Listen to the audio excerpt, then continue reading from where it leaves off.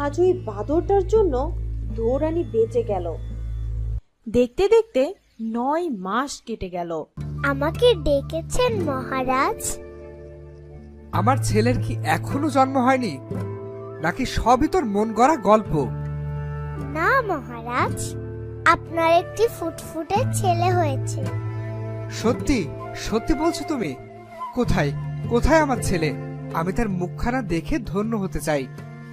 মহারাজ, রাজকুমারের যে 5 বছর হতে হবে, তারপর আপনার ছেলের বিয়ের ব্যবস্থা করতে হবে, না হলে আপনি আপনার ছেলের মুখ দেখতে পারবেন না।